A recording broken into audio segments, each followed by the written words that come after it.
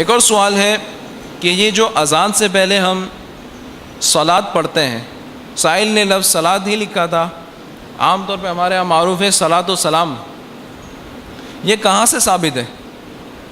قرآن و حدیث سے تصریح فرمائے۔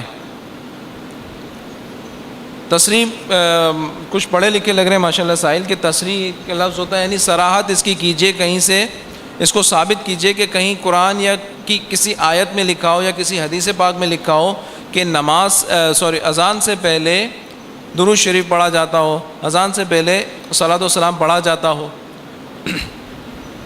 تو اس میں عرض یہ ہے کہ ایک قاعدہ ہے کہ الاصل فی الاشیاء الاباحہ، چیزوں میں اصل کیا ہوتی ہے؟ مباح ہونا، جائز۔ مباح مانے جائز۔ جب تک کسی مسئلے میں عدم جواز کی کوئی دلیل نہ ہو، وہ معاملہ کیا کہلاتا ہے؟ جائز ہے۔ جھوٹ بولنا حرام ہے، قرآن پاک نے حرام فرما دیا، ٹھیک ہے نا۔ اس مائک کا استعمال قرآن و حدیث میں اس کا ثبوت نہیں ملے گا کہ کہیں حضور علیہ الصلوۃ والسلام نے مائکرو فون یوز کیا ہو، صحابہ کرام نے مائکرو فون یوز کیا ہو، تابعین تبع تابعین نے مائکرو فون یوز کیا ہو، خلفائے راشدین میں سے کسی نے مائکرو فون یوز کیا ہو، ٹھیک ہے، کہ کہیں پہ اس کا ثبوت نہیں ملے گا۔ یہ بھی بدعت ہے، بدعت حسنہ، اچھی بدعت ہے، ٹھیک ہے نا۔ تو یہ بھی اچھی بدعت ہے۔ تو اب اصل تو یہ ہے کہ شریعت کے اندر جب تک کسی چیز کی ممانعت نہ ہو اس کو ناجائز قرار نہیں دیا جا سکتا۔ اب انفرادی طور پر ہم درود شریف کی بات کریں، درود اور سلام، سورہ احزاب کی آیت ہے جو آیت درود کہلاتی ہے، جس کے نزول کی تاریخ اسی شعبان المعظم میں ہے۔ 2 شعبان المعظم کو یہ آیت نازل ہوئی۔ آیت ان اللہ وملائکتہ یصلون علی النبی یا ایھا الذین آمنوا صلوا علیہ وسلموا تسلیما۔ درود شریف پڑھ لیجئے، صلی اللہ علی النبی الامی وآلہ صلی اللہ تعالی علیہ وسلم، صلاۃ و سلام علیک یا رسول اللہ۔ اب قرآن پاک کا حکم ہے مطلقاً، وقت کی قید نہیں ہے۔ بے شک اللہ اور اس کے فرشتے غیب بتانے والے نبی پر درود پڑھتے ہیں، یصلون علی النبی، درود پڑھتے ہیں۔ یا ایھا الذین آمنوا، اے وہ لوگوں جو ایمان لائے۔ کون لوگوں؟ جو ایمان لائے، ان سے خطاب ہے۔ اے وہ لوگوں جو ایمان لائے، صلو علیہ، ان پر درود پڑھو، وسلموا، اور سلام پڑھو، تسلیما، اور خوب سلام پڑھو۔ سلام کے بارے میں تاکید فرمائی اللہ تعالیٰ نے۔ ایک اور جزیہ اس آیت سے کیا ملتا ہے ہمیں سیکھنے کے لیے کہ اللہ تعالیٰ معبود ہے، عابد نہیں ہے، یعنی اس کی عبادت کرنا لازم ہے۔ وہ کسی کی عبادت کرے ایسا ہو ہی نہیں سکتا، وہ تو خود معبود ہے، معبود برحق ہے۔ تو درود شریف پڑھنا عبادت ہے یا نہیں؟ ہے۔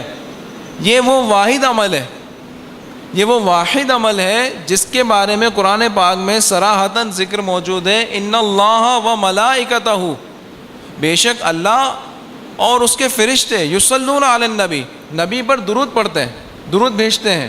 تو درود بھیجنے والوں میں اللہ تعالیٰ بھی شامل ہے۔ ہمارا پڑھنا بطور عبادت ہے، اللہ تعالیٰ کا درود فرمانا بطور نزول رحمت ہے۔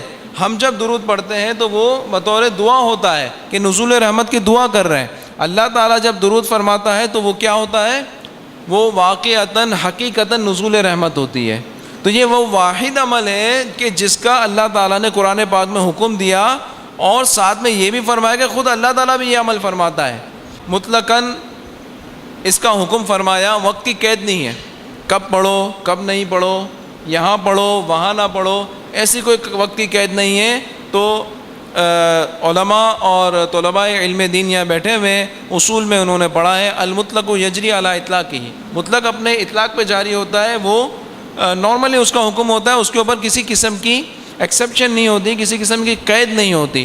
تو کہیں بھی شریعت مطہرہ میں اذان سے پہلے درود پاک پڑھنے کو منع نہیں فرمایا گیا، اس لیے درود پاک پڑھنا جائز مباح اور درود پاک پڑھنے کا ثواب ہے تو ظاہر ثواب بھی ملے گا، وہ نیکی کا کام ہوا۔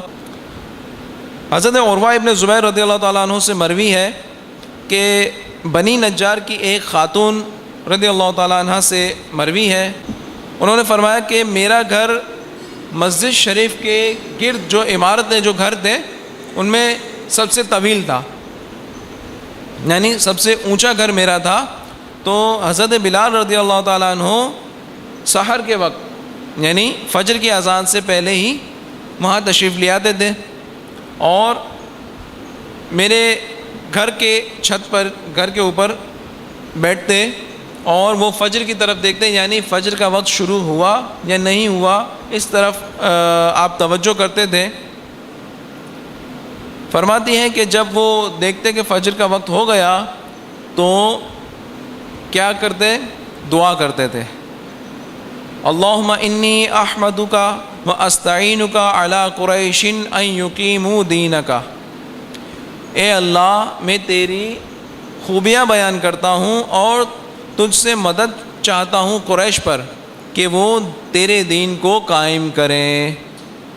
قالت ثم یؤذن، فرماتی ہیں کہ پھر وہ اذان دیتے تھے اور مزید کیا، واللہ ما علمتہ کان ترکہا لیلۃ واحدۃ تعنی ہذہ الکلمات، فرماتی ہیں کہ یہ کلمات میں نے کسی ایک رات بھی ایسا نہیں دیکھا کہ حضرت بلال نے چھوڑے ہوں۔ تو اب اگر درود شریف پہ اعتراض کرنے والوں، آپ سے یہ سوال ہے کہ حضرت بلال حبشی رضی اللہ تعالیٰ عنہ روزانہ فجر کی اذان سے پہلے جو یہ دعا کیا کرتے تھے تو کیا ان پر بھی اعتراض کرو گے کہ اذان سے پہلے کوئی ایسی بات یا درود شریف پڑھنا یا کوئی دعا کرنا کہ جزو اذان بن جائے، یا اس کا ثبوت کہاں سے؟ ایک ثبوت تو یہ بھی آپ کو ملتا ہے، اور سب سے سیدھی سی بات ہے کہ یہ مطلق حکم ہے قرآن پاک کا درود شریف پڑھنا، لہٰذا اذان سے پہلے ہو اذان کے بعد ہو، اس میں کوئی قید نہیں ہے۔ واللہ تعالی اعلم بالصواب۔